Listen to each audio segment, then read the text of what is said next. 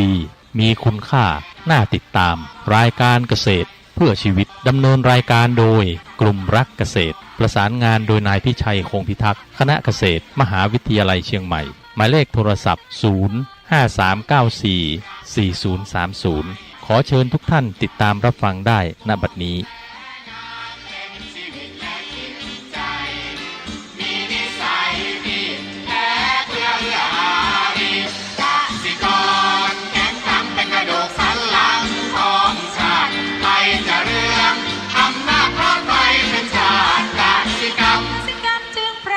เป็นหลักมันอาชีพสำคัญผู้ไทยที่ไรสีใครจะเก็บใครจะแข็งแรงทวีสวัสดีครับท่านผู้ฟังพบกับรายการเกษตรเพื่อชีวิตสำหรับวันนี้เสนอเรื่องพึ่งพาตนเองก่อนเข้าสู่รายการก็มีธรรมะมาฝากท่านผู้ฟังหัวข้อจากหนังสือพจนานุกรมพุทธศาสตร์ฉบับประมวลศัพท์เรียบเรียงโดยเทพเวทีประยุทธ์โตมหาจุฬาลงกรณราชวิทยาลัยพิมพ์เผยแพร่ปี2533หัวข้อธรรมะวันนี้คืออันตะคาหิกะทิฏฐิอันตะคาหิกะทิฏฐิแปลว่าความเห็นที่ยึดเอาถือที่สุดคือลั่นไปถึงที่สุดในเรื่องหนึ่งมี10อย่างคือ1. โลกเที่ยง 2. โลกไม่เที่ยง 3. โลกมีที่สุด 4. โลกไม่มีที่สุด 5. ชีพอันนั้นสรีระก็อันนั้น 6. ชีพก็อย่างสรีระก็อย่าง 7. สัตว์ตายแล้วยังมีอยู่ 8. สัตว์ตายแล้วย่อมไม่มี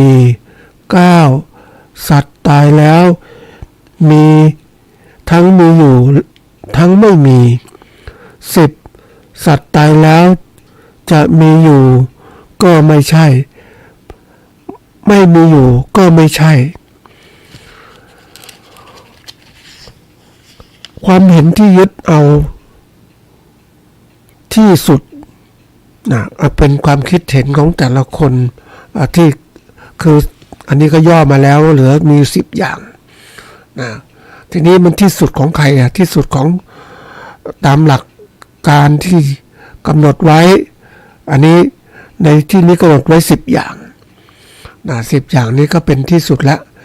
ในเรื่องใดเรื่องหนึ่งถ้ามันถึงที่สุดก็เป็นอย่างนี้แหละทีนี้การจะที่สุดมันแจ่มชัดหรือเปล่าถูกหลักตามธรรมหรือเปล่านะก็ขึ้นอยู่ว่าผู้ที่ถึงที่สุดนั้นมีสติปัญญารู้ต่อทันไหมนะอย่างผู้ไม่ปฏิบัติธรรมะพระเจ้าตัวอย่างนะก็บอกว่าโลกมันเที่ยงนะโลกมันเที่ยงมันเป็นอย่างนี้มันเป็นโลกมานานแล้วมันเที่ยงนะแต่ถ้าเราศึกษาไปเรื่อยๆเราเริ่มมีความรู้มากขึ้นโลกมันไม่เที่ยงเนี่ย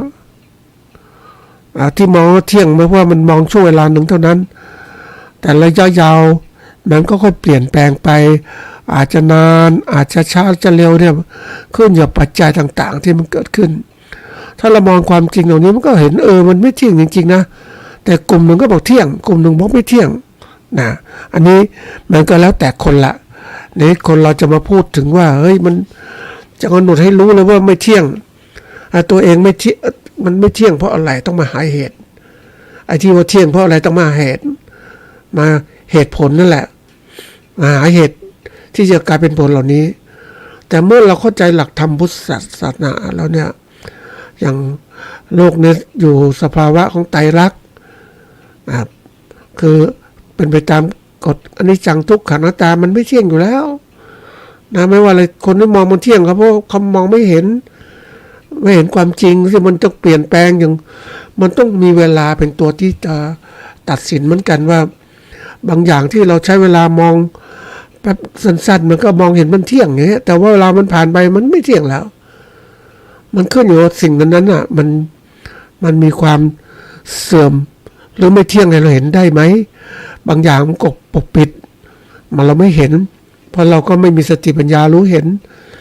เหมือนสมัยก่อนเราก็บอกว่าไม่มีเราไม่สามารถจะรู้สิ่งเล็กๆได้แต่ก่อนมีเท่านี้ที่มองเห็นนี่แหละของจริงที่มองเห็นแต่ถ้าเรามีเครื่องไม้มีกล้องจุลทรรศน์เราก็สามารถขยายสิ่งเล็กๆให้เห็นได้ลึกขึ้นอีกแล้วเดี๋ยวนี้มีกล้องจุลทรรศน์อิเล็กตรอนก็สามารถส่องลึกได้อีกละเอียดจนถึงเซลล์ของสิ่งนี้คือไวรัสเห็นละเอียดประกอบด้วยอะไรบ้างอันนี้คือตัวกล้องจุลทรรศน์ทีนี้มันกล้องโทรทัศน์ที่เห็นภาพไกลๆแล้วก็ก่อนเราก็เชื่อว่าโลก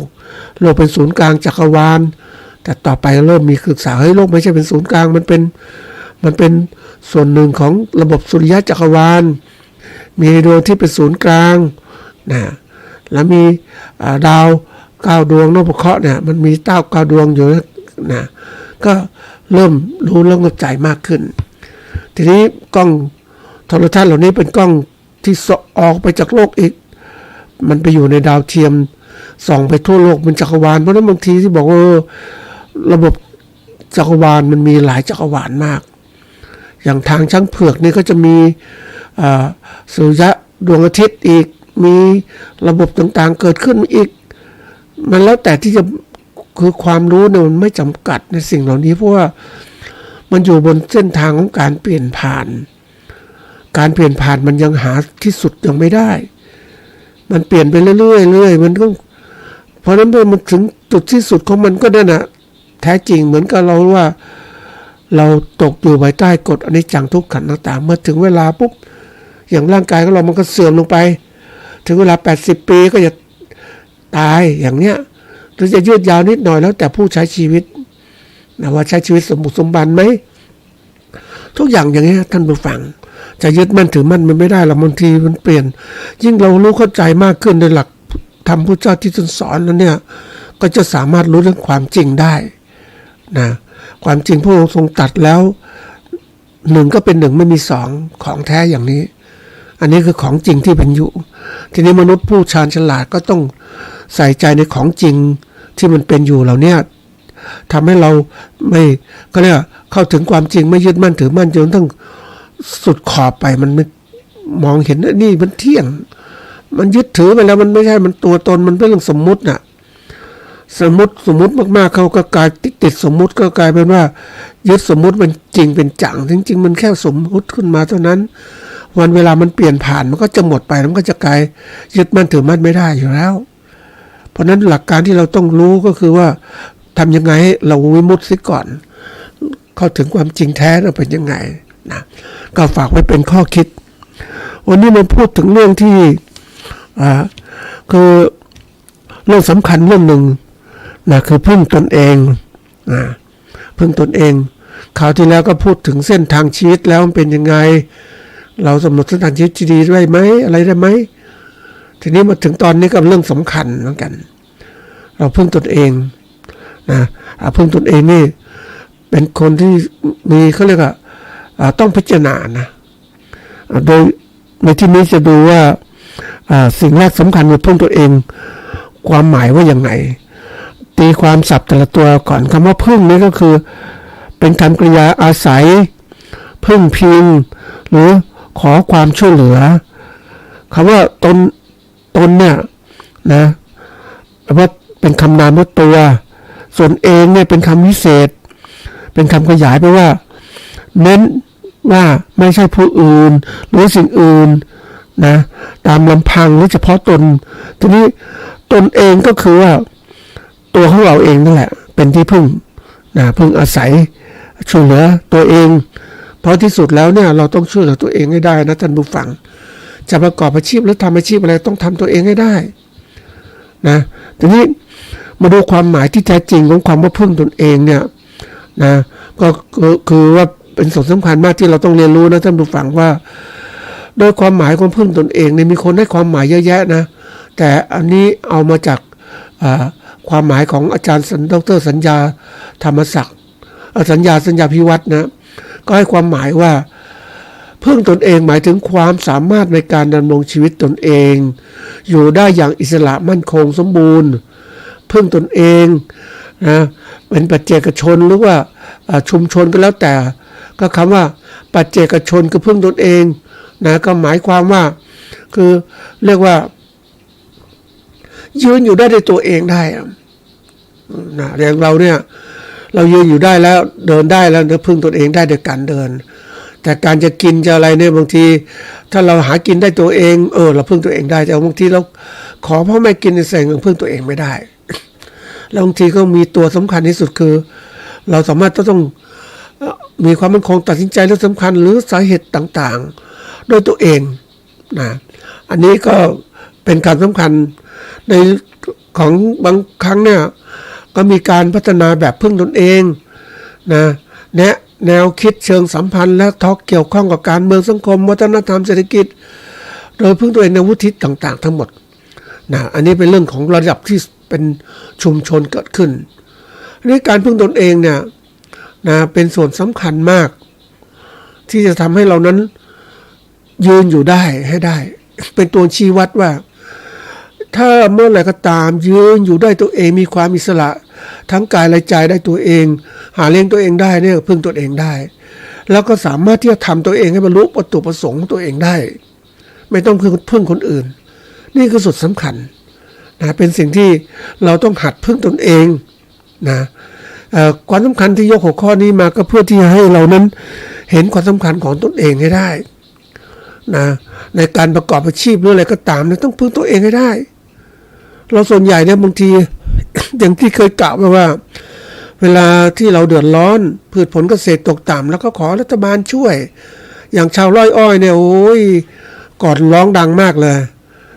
ร้องดังก็ราคาอ้อยถูกของโรงงานกำหนดราคาตกต่ำก็จะมีฝ่าย3ฝ่ายเข้ามายุ่งเกี่ยวคือฝ่ายโรงงานนะฝ่ายชาวไร่อ้อยแล้วก็ฝ่ายของภาครัฐเข้าไปร่วมเพราะแต่ก่อนเนี่ยมันมี2ฝ่ายด้วยกันคือโรงงานกับโรงงานน้ำตาลกับผู้เกษตรกรผู้ปลูกไร่อ้อยนี่มันก็เอาเปรียบกันในทางบุฝั่งเกษตรกรผลิตอ้อยมาแล้วก็ขายไม่ได้ ไม่ได้ราคาที่ต้องการก็เลยร้องเรียนในภาครัฐแล้วก็มีสำนักงานอ้อยน้ำตาลเข้ามายุ่งเกี่ยวต้องลดราคาที่เป็นกลางอย่างนี้เอาเปรียบไม่ได้โรงงานก็ต้องมาอย่างนี้บ้างก็เลยเป็น3ฝ่ายขึ้นมาในสมัยนู้นเนี่ยก็มีเวลาเกษตรกรเดือดร้อนเนี่ยเกษตรกรชาวไร่เดือดร้อนก็ปิดถนนเลยไปดูก็ปิดถนนด้วยรถ10 ล้อโอ้ยคือเจ้าของคือชาวไร่ก็ไม่ได้จนเท่าไหร่นะถ้าฝั่งชาวไร่อ้อยเนี่ยเป็นชาวไร่ที่รวยเพราะว่าคือทำกันเป็นจำนวนมากเราก็ต้องมีคือพื้นที่เป็น300-500 ไร่หรือ1,000 ไร่แล้วแต่เนี่ยเพราะนั้นก็จะต้องมีรถ10 ล้อเป็นของตัวเองเพราะว่าจะ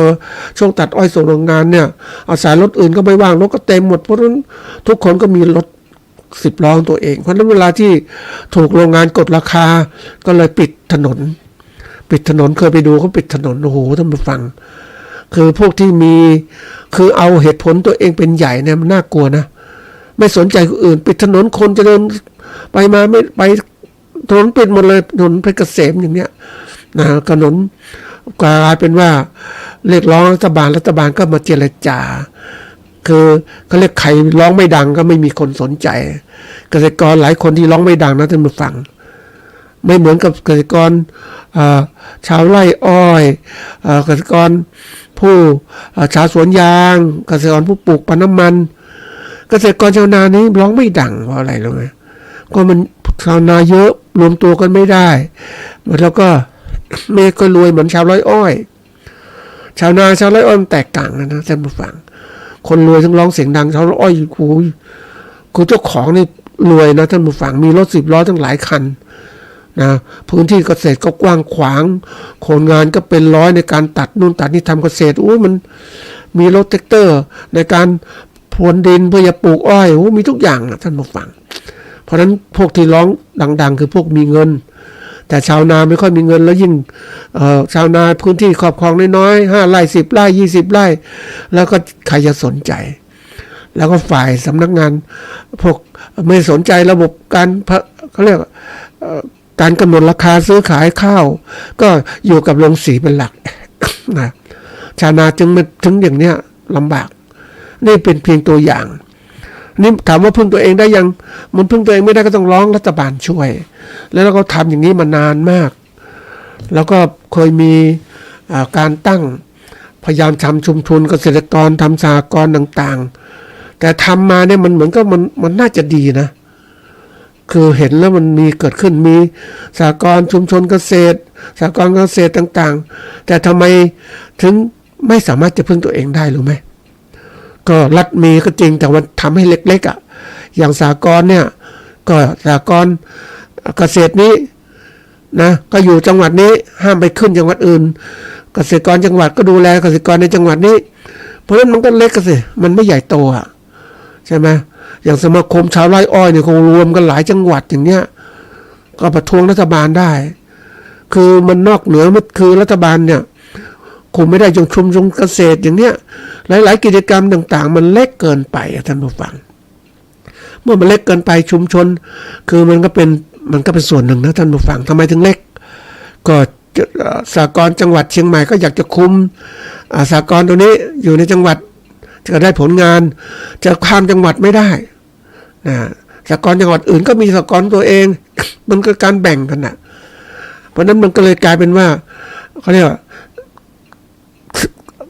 เกษตรกรภายใต้สหกรณ์ก็เล็กไม่สามารถจะเติบโตได้ นี่คือตัวสำคัญมันคุมกันแบบนี้แหละจริงๆแล้วถ้าพูดตรงง่ายๆเนี่ยสหกรณ์เกษตรภาคเหนือทั้งหมดเนี่ยไงมีกี่จังหวัดเราเลือกโอ้ยนี่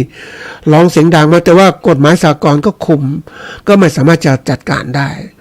จะใครจะเป็นผู้ทำนะแต่สหกรณ์ชาวไร่เนี่ยเขาเก่งมากนะกลุ่มผู้ปลูกอ้อยเขาหลายจังหวัดคุมกันข้ามเขตอย่างเนี้ยมีการเชื่อมต่อข้อมูลก็อยู่ได้พึ่งตัวเองได้แล้วก็สังคมก็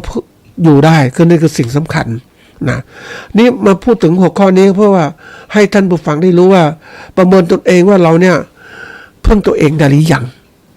นะเราพึ่งตัวเองเนี่ยสำคัญมากนะเราต้องรู้จักว่าให้ความสำคัญกับพึ่งตัวเองได้แล้วก็อันที่สองคือวิเคราะห์ตนเองได้ว่าเรามีจุดอ่อนจุดแข็งมีโอกาสเป็นไงหาทางทำไงพึ่งตัวเองก็ได้นะอันที่สามคือว่าพยายามหาทางพึ่งตัวเองให้ได้เลยในหลักการวิธีแนวคิดหลักการหรือวิธีการพึ่งตนเองก็ได้ทำเลยพัฒนาเร็วที่สุด เพราะว่าวันนี้ถ้าเราช้าอันนี้เป็นข้อวิตกกังวลก็คือเมื่อเราช้าในการพึ่งตัวเองไม่ได้ที่สุดเราก็จะอ่อนแออะไรคือในกลุ่มของเกษตรกรแน่นอนอ่อนแออยู่แล้วเกษตรกรไม่ต้องพูดถึงหรอกแต่คนที่กลุ่มที่แข็งแรงคือผู้ประกอบการเกษตรที่เขาคุมเรื่องการผลิตและการตลาดหมดเลยนะเขาจัดการได้แล้ววันนี้คนที่มาเข้าสู่เกษตรเนี่ยเป็นผู้ประกอบการเกษตรแล้วนักธุรกิจเกษตรเข้ามาเยอะแยะเพราะนั้นเขาจึงทำธุรกิจเกษตรที่ใหญ่โตมโหฬารมีอำนาจทั้งเงินอะไรต่างๆมากมายก็จึงอยู่ได้สบายแต่ถ้าเป็นเกษตรกรเล็กๆจะพึ่งพาตัวเองได้บางที่ไปได้คุยเมื่อเกษตรกรนะพ่อแม่แต่ก่อนมีเนื้อที่สัก20 กว่าไร่ไอ้ลูก10 คนคนละ2 ไร่ 3 ไร่อย่างเนี้ยมันหารอย่างนี้มันก็เลยกลายอะไรพื้นที่ก็ทำกินน้อยลงท่านผู้ฟังนี่เป็นปัญหามากเลยแล้วก็ขายไปบ้างอะไรมันก็หมดนะท่านผู้ฟังเพราะว่าเมื่อทรัพยากรจำกัดมันก็ทำให้การประกอบการได้จำกัดไม่สามารถจะใหญ่โตได้มันก็เล็กทำเล็กๆมันก็ไม่คุ้มมันต้องดูฝั่งเพราะว่าอะไรรู้ไหมเพราะว่าจุดคุ้มทุนมันไม่เกิดขึ้นที่สมบูรณ์แบบมันทำแล้วมันขยายไม่ได้มันก็ไม่สามารถจะลดต้นทุนได้สู้ผู้การรายใหญ่ไม่ได้เขาคุ้มทุนก็ทำทุกอย่างเป็นระบบเหมือนไปที่จังหวัดจันทบุรีท่านผู้ฟังก็ไปเจออะไรเกษตรกรชาวสวนยาง นะเกษตรกรชาวสวนยางเนี่ยนะเราจริงๆไม่น่าเรียกเกษตรกรนะแต่ก่อนก็เป็นคือจะเรียกเป็นผู้การก็ได้เขาก็มีสวนยางใหญ่โต 200-300 ไร่ฮะมีคนงานกรีดแบ่งประโยชน์คนละครึ่งเวลากรีดมาก็ต้องขายตรงนี้นี่เจ้าของนี่ไม่ต้องทำก็ของอยู่กรุงเทพคอยดูแลวิ่งไปบ้างไปตรวจดูระบบงานโรงงานต่างๆจัดการยังไงพื้นที่ยังไง เนี่ยในทุนอ่ะเป็นระบบในทุนหมดแล้วท่านผู้ฟังเดี๋ยวนี้เกษตรกรคือเรายังมาภูมิใจเกษตรกรตัวเล็กๆท่านผู้ฟังพื้นที่ก็น้อยแต่ผู้ประกอบการหรือพวกในทุนต่างๆพื้นที่ก็ใหญ่โตนะอันนี้ทีนี้มาเข้าดูว่าเราจะรู้ยังไงว่าเราจะพึ่งพาตัวเองได้หรือไม่อันนี้สำคัญนะท่านผู้ฟังเราวิเคราะห์จุดอ่อนจุดแข็งวิกฤตโอกาสของเราพึ่งพาตัวเองได้ไหมวันนี้มาดูว่ามันจะพึ่งพาตัวเองได้ไหมก็คือดูที่ว่าเฮ้ยเนี่ยจากความหมายว่าพึ่งตัวเองได้ไหมคือความสามารถในการดำรงตนอยู่ได้อย่างอิสระมั่นคงสมบูรณ์พึ่งตนเองได้มีได้ทั้งระดับปัจเจกชนหรือบุคคลเนี่ยและชุมชนได้เนี่ยอันนี้สำคัญมากพึ่งพาตัวเองที่มาดูว่าตัวจะชี้วัดพึ่งพาตัวเองได้อย่างไรนะก็คือพึ่งพาตัวเองมันจะมีอะไรตั้งแต่พึ่งพาคือปัจจัยต่างๆทรัพยากรการธรรมชาติของเรามีทุนทางเศรษฐกิจสังคมเราดูมีที่นาเท่าไหร่ที่ดินทุนแรงงานการประกอบการเป็นอย่างไรเนี่ยมาดูแล้วจิตแล้วมาดูตัวที่3ก็คือว่าสติปัญญามีภูมิปัญญาไหมองค์ความรู้มากไหมมีองค์ความรู้เรื่องความรู้ในการดำเนินกิจการตนเองความรู้การหาธุรกิจตนเองพึ่งพาคนอื่นไหมถ้าเรามีได้ทั้งหมดด้วยตัวเองเนี่ยโอเคเก่งอยู่ได้อันที่3ระบบการจัดการเนี่ยนะก็คือเราจัดการด้วยตัวเราเองเนี่ยสมมุติเราเป็นเจ้าของส่วนตัวแล้วก็สามารถสร้างกำไรได้มากไหม ต้องดูพึ่งพาตัวเองได้ไหมหรือถ้าเรามีผู้หุ้นส่วนก็มีพวกหุ้นส่วนที่เกี่ยวข้องก็ทุกคนได้ประโยชน์ร่วมกันไหมนะพวกสเต็กโฮลเดอร์ต่างๆนี่แหละแล้วมาดูปฏิบัติการช่วยกันนะแล้วมีเรื่องของการสนับสนุนจากภายนอกไหมปกติคนส่วนใหญ่ชอบให้มีคนอื่นสนับสนุนมากจนกระทั่งสนับสนุนจนกระทั่งอะไรรู้ไหมตัวเองอ่อนแออะไรก็เหมือนที่พัฒนาที่ผ่านมาเนี่ยอะไรไม่ได้ก็ร้องภาครัฐก็ช่วยอะไรไม่ได้ก็ภาครัฐช่วยที่สุดเวลาไม่ช่วยเมื่อไหร่ลำบากเลยเห็นไหมเพราะว่าเราที่ผ่านมาเนี่ยไม่ว่าการเกษตรหรือก็อะไรต่างๆเราเนี่ยภาครัฐกระตุ้นหมดเลยอ่ะก็กลายเป็นว่าเขาเรียกว่าสอนคนให้พึ่งหน่วยงานภาครัฐจนกระทั่งคนหรือเกษตรกรไม่สามารถจะพึ่งพาตัวเองได้อันนี้เรื่องใหญ่นะท่านผู้ฟังเพราะเราถูกฝึกมาอย่างเนี้ยยิ่งวันนี้มีเทคนิคต่างๆทันสมัยเราสามารถคุมได้ไหมเราจัดการหาได้ไหมเทคนิคต่างๆที่เราใช้ในการเกษตรของเราแล้วก็พึ่งตัวเองทั้งเศรษฐกิจได้ไหมตอนมีเงินทุนพอแล้วนะบริหารธุรกิจเป็นยังไงนะบริหารทรัพยากรธรรมชาติเป็นไงคนส่วนใหญ่ยังพึ่งตัวเองไม่ได้วันเนี้ยทำลายทรัพยากรธรรมชาติทำลายป่าไม้จนกระทั่งหมดแล้วอ่ะแล้วมันก็เดือดร้อนสิน้ำไม่มีแล้วไม่มีก็กลายเป็นเกษตรกรก็เรียกเกษตรกรยังชีพท่านผู้ฟังไม่ใช่คือยืนไม่ได้เต็มที่เท่าที่ควรจริงๆเกษตรกรต้องเก่งมากต้องยืนกว่านี้แบบฉันอิสระฉันรวยมากฉันทำได้แล้วพึ่งพาตัวเองทั้งกายและจิตใจด้วยไม่ต้องไปขอแล้วใครมาช่วยเราก็พึ่งตัวเองได้นั่นแหละอันนี้ก็ส่วนสำคัญมากวันนี้อย่างที่บอกว่ายิ่งเรามีศาสนาต่างๆมาช่วยเนี่ยเราก็พึ่งพาตัวเองจิตใจได้ก็ทำได้ดีอ่ะแต่ทีนี้เราจะอยู่ได้ไหมโลกาภิวัตน์มันเกิดขึ้นแล้วมันต้องบอกนิดนึงว่ามันเรื่องใหญ่มากนะท่านผู้ฟังอย่างเกษตรกรเนี่ยจะมีเงินซื้อโทรศัพท์ไหมอันนี้พึ่งพาตัวเองได้ไหมเนี่ยต้องมีเงินน่ะมีเงินแล้วซื้อโทรศัพท์ต้องดูข่าวสารดูนู่นดูนี่โลกาภิวัตน์มันทำให้คนเจริญเติบโตได้เร็วมากเลยแล้วเดี๋ยวนี้สินค้าต่างๆมันก็ไหลที่อื่นมาหมดเลยอ่ะที่อื่นเข้ามานะท่านผู้ฟังไม่ธรรมดานะสินค้าเกษตรต่างๆมันจากที่อื่นเข้ามาหมดเลยอ่ะเราจะทำยังไงกับการเกษตรของเราล่ะทีนี้เรามาดูตัวชี้วัดว่าเราจะยืนอยู่ได้ตัวเองหรือไม่พึ่งพาตัวเองได้หรือไม่มาดูซะก่อนนะตับกับวิเคราะห์ธุรกิจของเราเนี่ยดูจุดอ่อนจุดแข็งวิกฤตโอกาสแล้วเป็นไงบริหารแล้วทำแล้วมีกำไรไหมอันนี้แล้วนี่ถ้ามีกำไรนะแสดงว่าอยู่พึ่งได้แต่ถ้าไม่มีกำไรเนี่ยนั่นแหละพึ่งไม่ได้ละเพราะเราประกอบการต่างๆพึ่งไม่ได้เพราะเราขาดทุนน่ะแล้วจะอยู่ได้ยังไงนี่คือตัวอย่างเอาหัดวิเคราะห์ตัวเองทีนี้มาดูตัวที่เขาเรียกว่าหลักการสำคัญที่สุดนะเวลาที่เราจะทำธุรกิจใดก็ตามเขาเรียกว่าการรู้จักประเมินธุรกิจด้วยตัวชี้วัดความสำเร็จ นะตัวชี้วัดของภาษาอังกฤษเรียก KPI Key Performance Indicator คือดัชนีชี้วัดสำเร็จเป็นตัววัดคุณค่าที่ประเมินออกมาเป็นตัวเลขจำนวน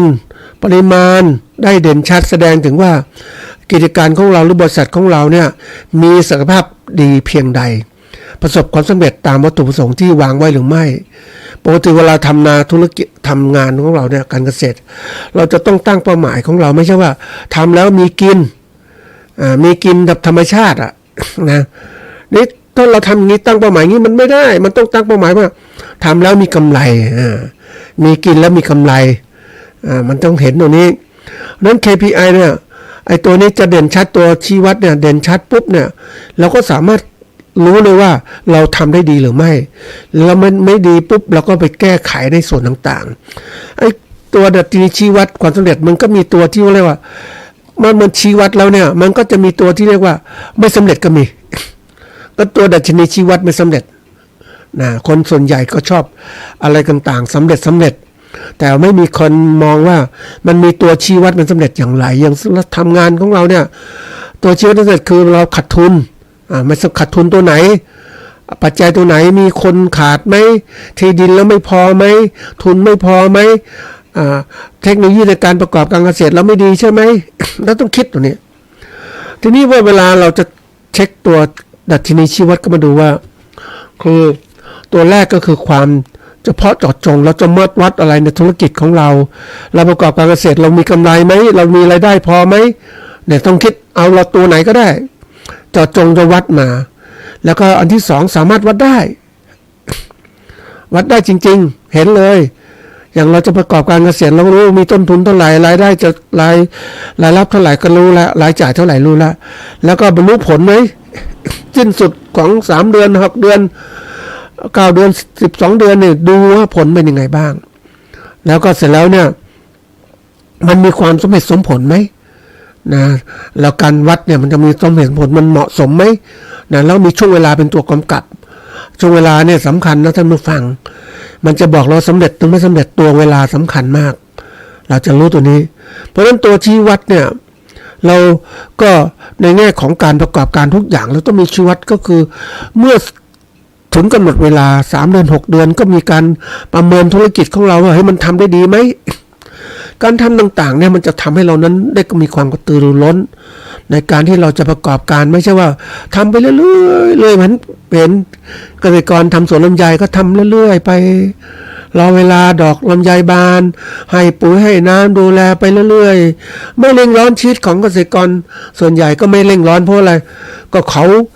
คิดแบบนั้นไม่เร่งร้อนไม่เร่งร้อนก็ไม่ต้องรีบอะไรแต่ถ้าเกษตรกรเร่งร้อนเนี่ยปุ๊บฉันทำธุรกิจหลายอย่างนะฉันทำสวนลำไยไม่พอฉันก็เลี้ยงหมูในสวนลำไย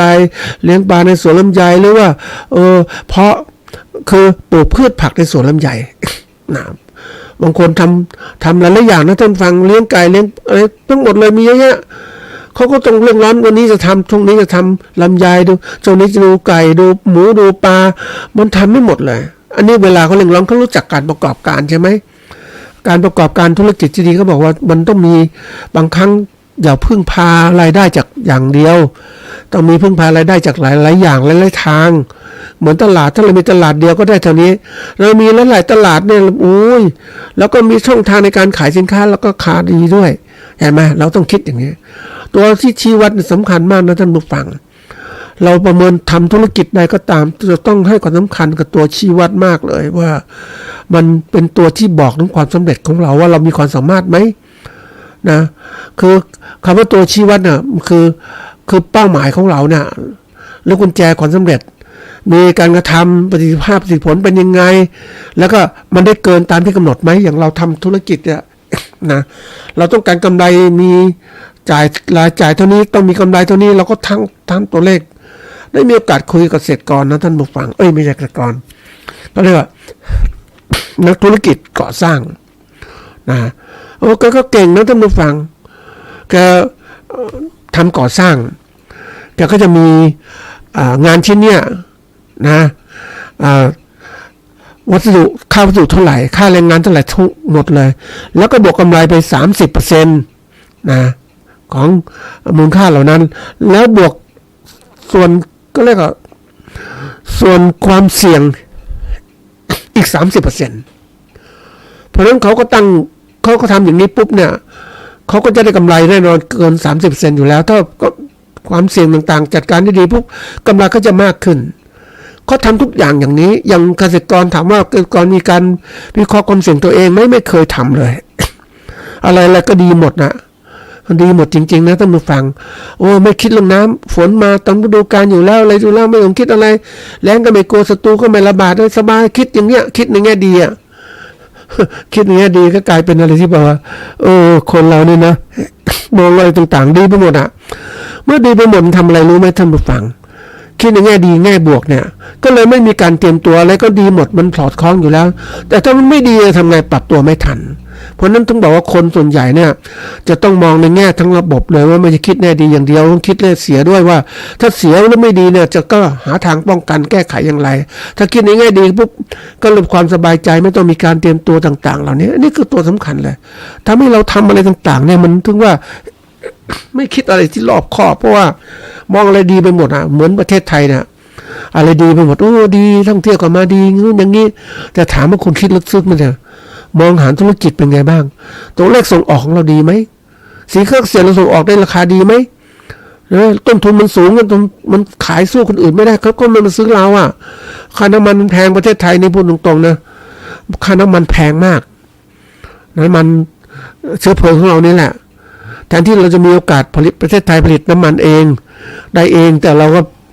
เป็นของบริษัทอื่นแล้วเนี่ยสัมปทานไปแล้วเนี่ยเขาก็จะคือราคาเราเองทำไมไม่ทำอย่างวันหนึ่งสมัยก่อนเนี่ยเคยเจอ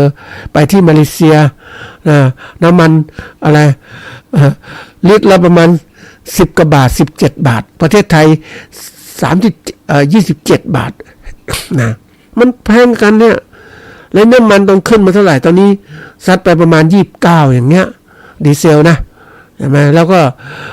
ต่างประเทศมันสูงต้นทุนมันถูกอ่ะท่านผู้ฟังมันก็เลยทำว่าเราผลิตสินค้าขายสู้อื่นไม่ได้เราต้องพยายามลดตัวอื่นอีกเพราะฉะนั้นเราวัดผมเนี่ยวัดผลของดัชนีชี้วัดความสำเร็จเราต้องดูทั้งหมดเลยนะดูทั้งแบบเรียกวัดโดยที่ว่ามีตัวเลขจริงยืนยันอันนี้เป็นตัวสำคัญนะมันได้ผลตัวเลขถ้าเราทำอะไรมีตัวเลขยืนยันเนี่ยมันประจักษ์แจ้งแต่บางครั้งคนก็ไม่มีตัวเลขยืนยันคิดว่ามีกำไรก็คิดสปอบใจตัวเองอ่ะ แต่มันไม่ได้ทำหนูฟังยุคใหม่ๆเนี่ยเราระบบบริหารต่างๆมันทันสมัยมากมันจะมีตัวชี้วัดที่สำเร็จต่างๆทั้งหมดเลย แต่จะคิดอะไรต่างๆเนี่ยเดี๋ยวนี้เขาจะมีความที่ว่าในการวิเคราะห์งานต่างๆเนี่ยเขาจะมีตัวชี้วัดหมดนะระบบงานต่างๆก็ทำมาหมดแล้วนะยิ่งระบบบริหารธุรกิจสมัยใหม่เนี่ย มีตัวชี้วัดหมดเลยอันนี้ต้องมีกำไรเท่าไหร่ต้องมีตัวนี้เท่าไหร่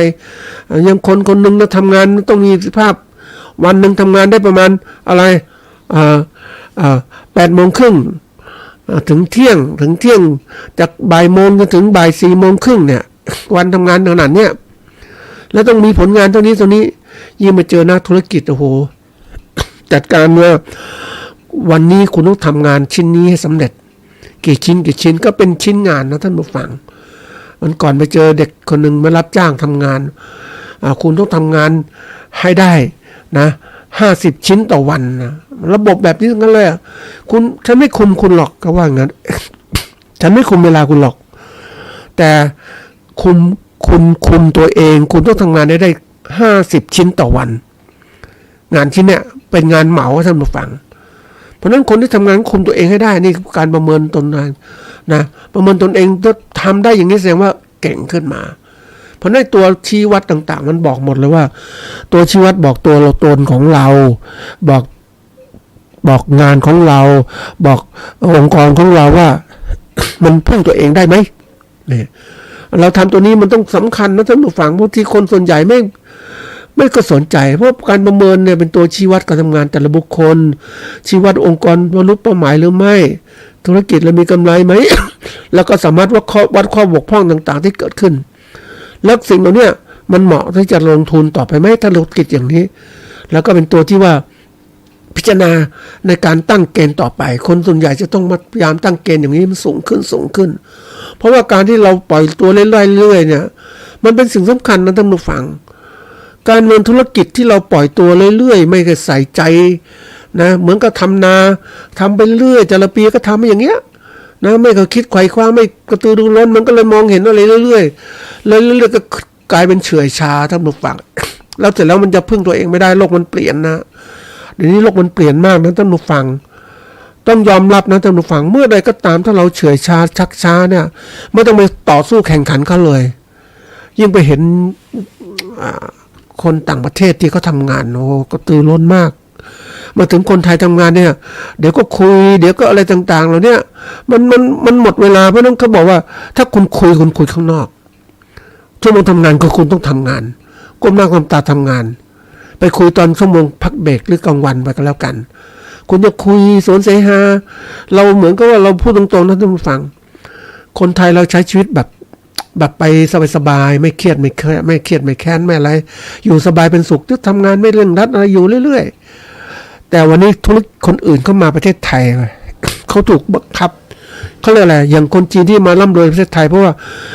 มันเขาแข่งขันจริงๆนะอย่างที่ไปเห็นมาเนี่ยคนจีนที่คุณหมิงเนี่ยนะขนาดที่นักศึกษานะท่านผู้ฟังเขานักศึกษานี่ปกติเวลาคนไทยจะกินเนี่ยเขาต้องกินนั่งกินใช่ไหมคนหมิงแม่มากินก๋วยเตี๋ยวนะท่านผู้ฟังก๋วยเตี๋ยวร้อนมีชามพวกก็โอ้เดินกินด้วยโอ้อะไรขนาดนั้นคือก็แข่งขันกันตรงคนมันแย่งกันคนมันเยอะมันก็แข่งแย่งกันญี่ปุ่นก็ต้องเดินรีบเร่งคุณรถไฟยังมาใช้ค้าไม่ได้ทำงานทุกอย่างมีเขาเรียกมีเวลาเป็นตัวกำหนดเนี่ยเวลาเป็นตัวกำหนดผลงานเนี่ยที่เกิดขึ้นก็เป็นตัวกำหนดคุณทำงานชักช้าไม่ได้นี่มาดูว่าเราจะทำงานอย่างไรให้มันดีขึ้นมันดูว่าเราต้องปรับปรุงยังไงเพราะ KPI บอกแล้วว่าวันนี้เรายืนอยู่ได้ไหมเรามีกำไรไหมเรายืนไม่ต้องร้องเรียกรัฐบาลมาช่วยเราอยู่ช่วยตัวเองได้ไหมอันนี้มันพูดตรงๆนะท่านฟังยังเกษตรกรเนี่ยช่วยตัวเองยังไม่ก็ได้เท่าไหร่แต่เพียงแต่ว่าเกษตรกรไม่เยอะไม่ค่อยร้องเหมือนเกษตรกรอื่นๆนะเกษตรกรชาวนาถูกเอาละเปรียบก็ยังทนจังกำไรปีหนึ่งประมาณข้าวเกวียนละ1,000 2,000 3,000อยู่เท่านี้ที่เกษตรกรชาวไร่อ้อยเท่าไหร่นะเขาร้องเรียกอยู่มันก็ไอ้พวกปาล์มน้ำมันอย่างเงี้ยเขาร้องเรียกเขากระทุนนะรัฐบาลต้องค้ำประกันราคาหน่อยอย่างเรื่องนี้คือเขาเรียกร้องทุกอย่างนะก็เป็นเกมของเขาเพราะจริงๆถ้าเราพูดตรงๆนะท่านผู้ฟังถ้าหมอกถึงความเป็นจริงเนี่ยคุณประกอบอาชีพอะไรคุณทำงานคุณต้องรับผิดชอบเองคุณทำงานอาชีพที่แบบมันเสี่ยงคุณรับผิดชอบเองหรือคุณสู้ประกันความเสี่ยงสิแต่ไม่ว่าคุณเสี่ยงไปแล้วคุณไม่ได้กำไรคุณก็ร้องเหมือนน้ำท่วมอย่างเงี้ยเอาพูดตรงๆนะนาเกิดน้ำท่วมขึ้นมาแล้วคุณก็ทำนาไม่ได้ผลแล้วยากจนขอความช่วยเหลือจากรัฐบาลแล้วถามว่ามันภัยพิบัติธรรมชาติมันเกิดขึ้นแต่คุณต้องอยู่ตรงนี้ต้องลองยอมรับความเสี่ยงภัยเหมือนเกษตรกรที่อยุธยานะเขาเสี่ยงภัยกับน้ำท่วมมากๆเลยมันท่วมทุกปีเขาก็ไม่อยากร้องแล้วเขาเชื่อมันทำนาเขาก็ปลูกพันธุ์ข้าวที่มีลักษณะพิเศษที่มันยืดรวงได้ข้าวลอยน้ำอย่างเงี้ยก็ทำอย่างนั้น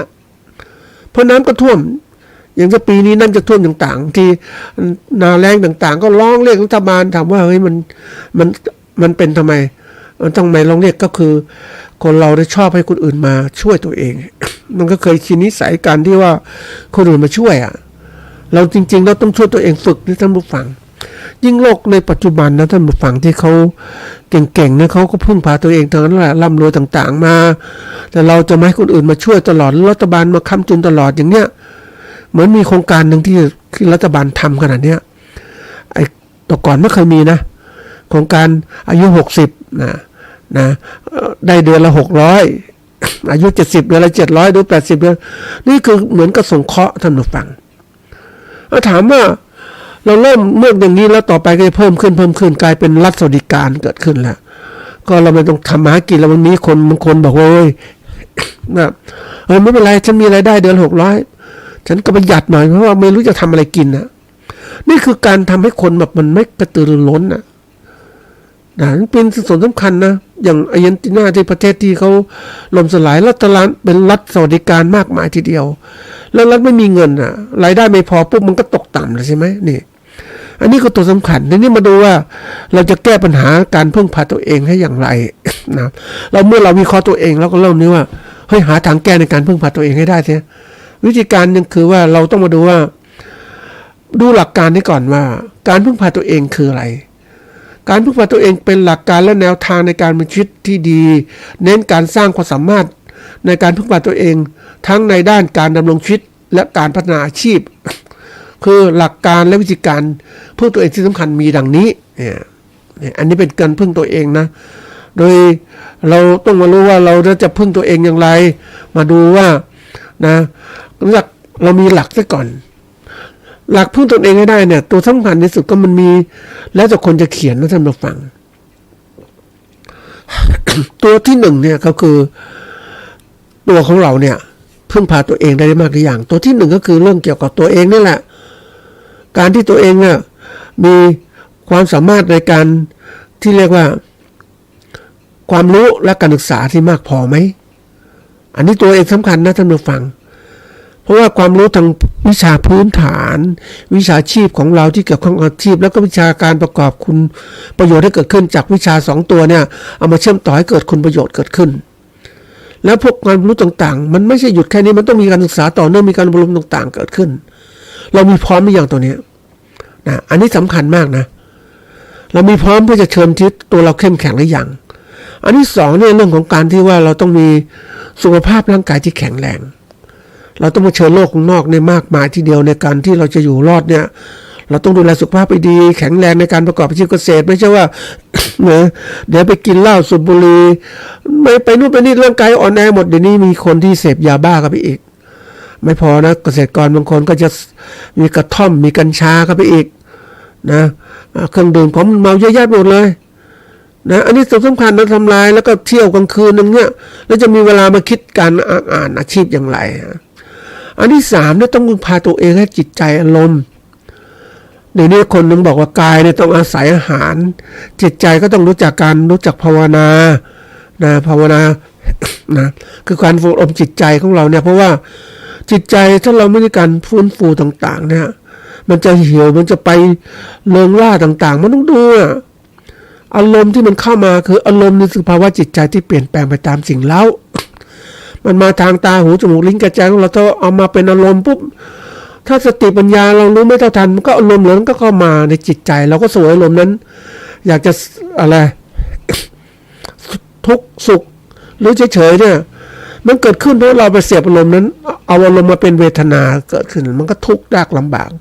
คนต้องจัดการนี้คนไทยนะส่วนใหญ่เนี่ย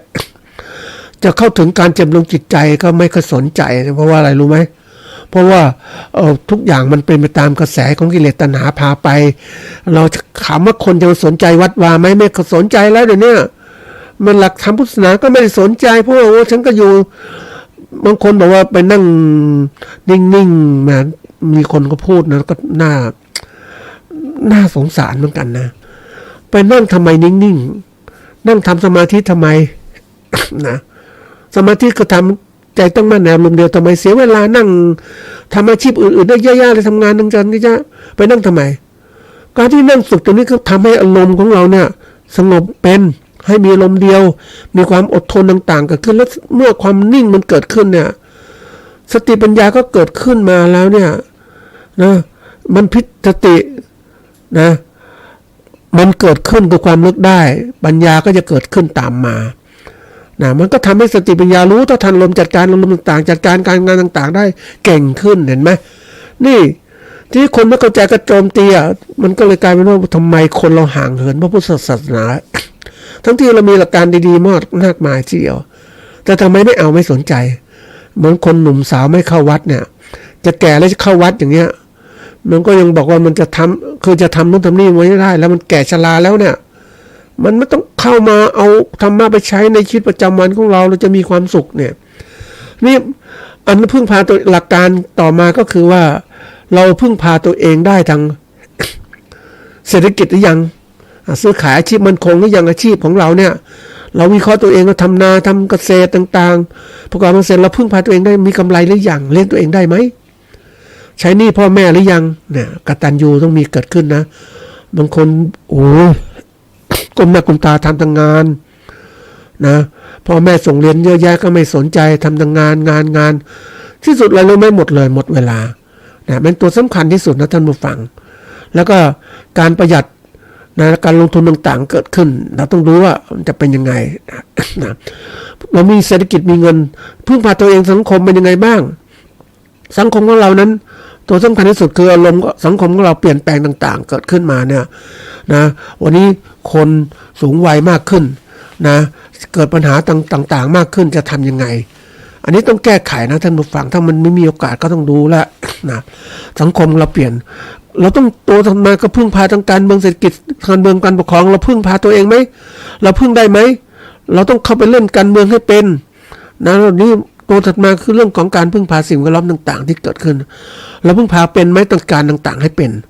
อันนี้สำคัญมากนะท่านผู้ฟังถ้าเราจัดการไม่ได้จะลำบาก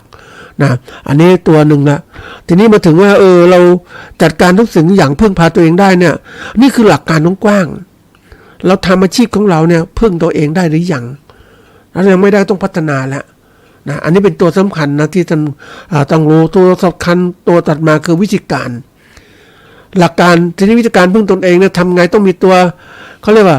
ต้องรู้จักการประกอบอาชีพของเรานะเอาที่หนึ่งก่อนดูแลสุขภาพตัวเองดีหรือยังออกกำลังกายเรียนอันที่สองเรียนรู้ต่อเนื่องไหมเป็นไหมอันที่สามมีฝีมืออาชีพต่างๆไหมอาชีพที่เราทำเนี่ยเก่งหรือยังเราจะไปภูมิใจว่าเราเก่งขนาดนี้นะท่านผู้ฟังอาชีพที่เราทำอย่างอาชีพเกษตรที่เราทำนะจะบอกว่าเรามีความรู้มากแล้วนะเราเก่งแล้วนะไม่ใช่เพราะว่าความรู้ต่างๆมันเปลี่ยนแปลง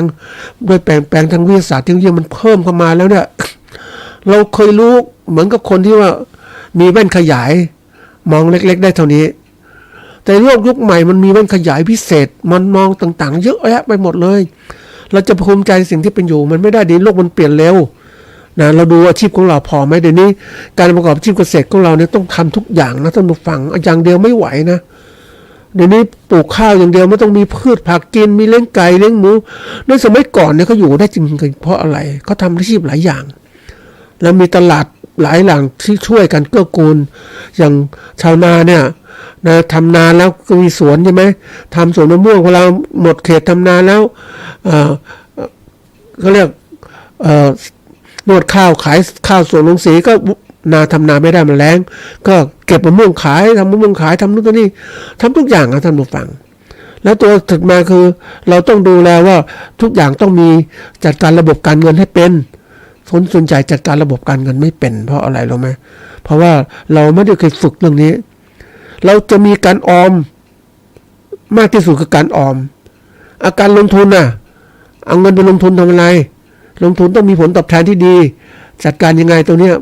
ได้พบเกษตรกรที่เป็นผู้นำต่างๆที่เขาเก่งๆนะท่านผู้ฟังเขารวยเพราะว่าเขาออกดอกเบี้ยเงินกู้เขาทำอย่างนี้นี่มาดูว่าตัวถัดมาที่เราต้องรู้ก็คือการจัดการทำบัญชีรับจ่ายต่างๆทั้งหมดสำคัญมากนะคือตัวที่เราไม่มีระบบการเงินบัญชีต่างๆเนี่ยมันทำให้เราเพลิดเพลินไป